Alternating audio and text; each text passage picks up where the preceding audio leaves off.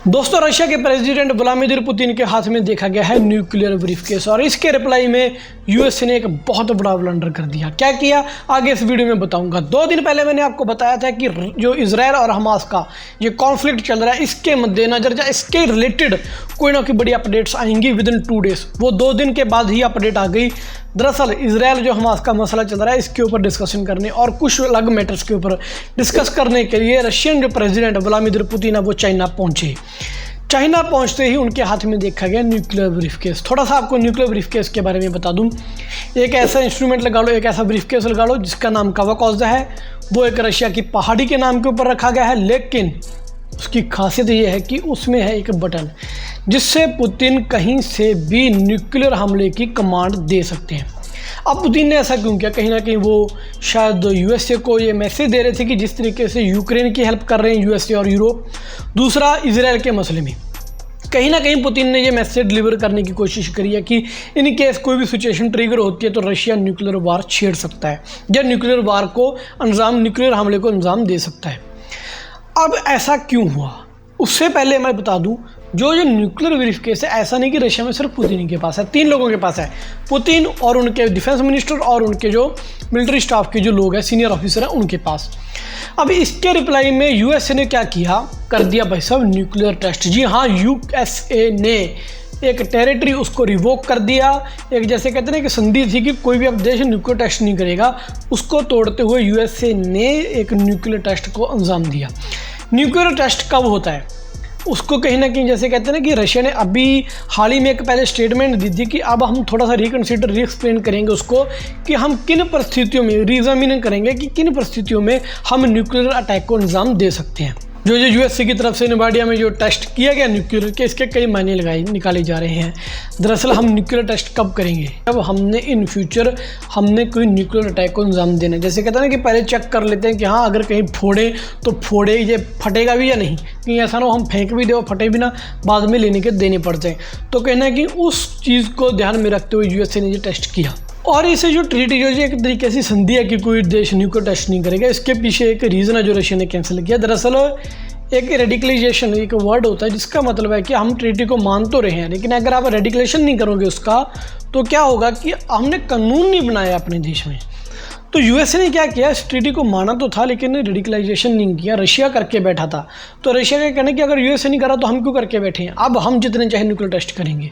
लेकिन इसका हम थोड़ा सा ब्रॉड लेवल पे देखते हैं। इसकी छूट मिलेगी चाइना जैसे देशों को। अगर चाइना जैसे देश भी इसी का सहारा लेके आगे ज़्यादा न्यूक्लियर टेस्ट करेंगे तो मजबूरन इंडिया को भी न्यूक्लियर टेस्ट करने पड़ेंगे, हमारे परमाणु हथियार बढ़ाने पड़ेंगे। तो कहीं ना कहीं एक तरीके से दुनिया को न्यूक्लियर वार की तरफ जो बूस्ट कर दिया इन देशों ने, बड़े जो सुपर पावर्स हैं। और अब इसके बाद जो जैसे ही न्यूक्लियर टेस्ट यूएसए ने किया, उसके बाद रशिया ने भी सारी ट्रीटीज कैंसिल कर दी। और रशिया का कहना था कि यूएसए ने केमिकल्स और रेडियोस्टॉप्स का यूज़ किया। रेडियोस्टॉप्स एक तरीके से मान लो रेडियो एक्टिव पदार्थ होते हैं जिनका इस्तेमाल करके जो अपना यूएसए ने एक विस्फोट किया, इतने मास लेवल पर डिस्ट्रक्शन हुआ इस विस्फोट का। वो कहते हैं कि one of the most strongest nuclear जो आज तक का हमला हम माने कि ये ब्लास्ट टेस्ट हुआ है जो यूएसए के द्वारा नेवाडा में किया गया। अब रशिया ने जैसे ये दोष लगाए तो उसके रिप्लाई में यूएसए ने कहा कि नहीं, ऐसा कुछ नहीं, हम किसी को ये डराने के लिए टेस्ट नहीं कर रहे। हमने टेस्ट इसलिए किया है ताकि हम कुछ ऐसी मशीनरी या ऐसी टेक्नोलॉजी लेके आ रहे हैं ताकि धरती में जो न्यूक्लियर वेपन्स लगा लो पड़े हैं या कुछ भी ऐसे रेडियो एक्टिव पदार्थ पड़े हों, या मान लो कि इस चीज़ों को कैसे हम डिटेक्ट कर सकते हैं बाहर से कि कहाँ पे कोई न्यूक्लियर वेपन्स पड़े हैं, हम इस सब की सिक्योरिटी के लिए ही ये चीज़ कर रहे हैं। लेकिन बिलीव मी, जो ये टाइमिंग यूएसए ने चूज़ किया, अगर ऐसा है तो बहुत गलत है। कहीं ना कहीं पूरी दुनिया को इन्होंने अलर्ट मोड में लाके खड़ा कर दिया।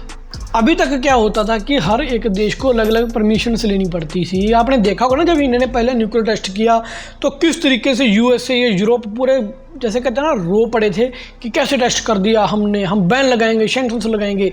इवन के 1971 में तो इन्होंने अपने खिलाफ फौजें भेज दी थी, अपना ईगल नेवी जो वॉरशिप्स हैं यूके वगैरह, इन्होंने सबने भेज दिया था जब सोवियत संघ ने हमारी हेल्प करी थी।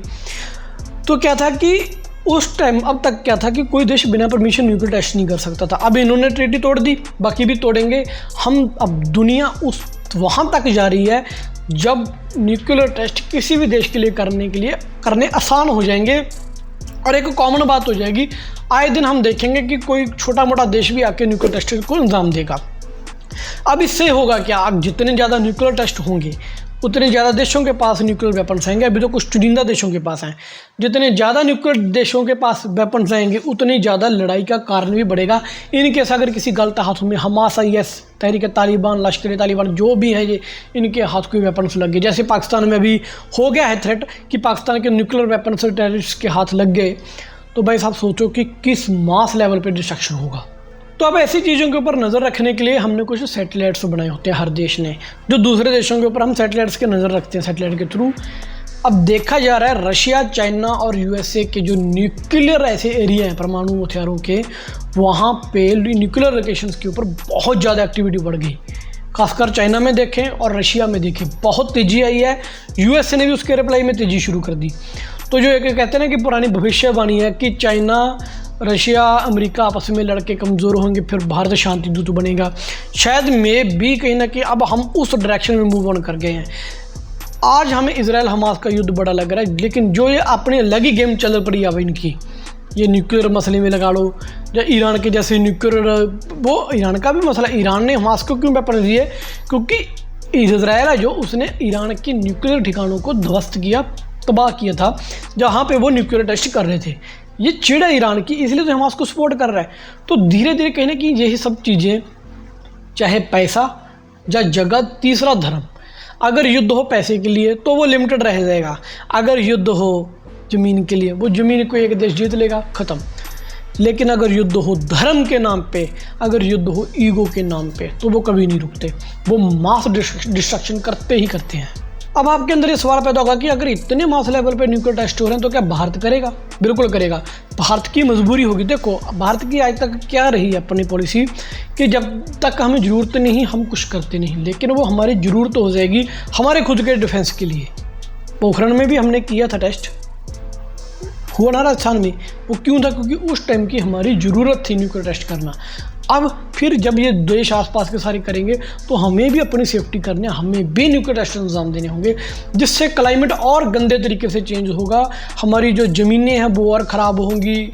फिर अब इसके आगे तो क्या ही कहें कि एयर पोल्यूशन होगा, सांस मुश्किल, जहाँ पे टेस्ट होगा वो ज़मीन बंजर, खाना पीना कम। तो कहीं ना कहीं ये चीज़ें तबाही की तरफ ही लेके जा रही हैं। तो आई होप कि आपको इस वीडियो में बहुत सारी इन्फॉर्मेशन, नॉलेज मिली होगी जो मौजूदा वर्ल्ड अफेयर्स में क्या चल रहा है। आगे किस टॉपिक के ऊपर वीडियो चाहते हो वो भी कमेंट करके कमेंट सेक्शन में बता दीजिएगा। मिलेंगे नई वीडियो के साथ, तब तक के लिए मुझे दीजिए इजाजत। और हाँ, please don't forget to like, share, subscribe my channel. जय हिंद।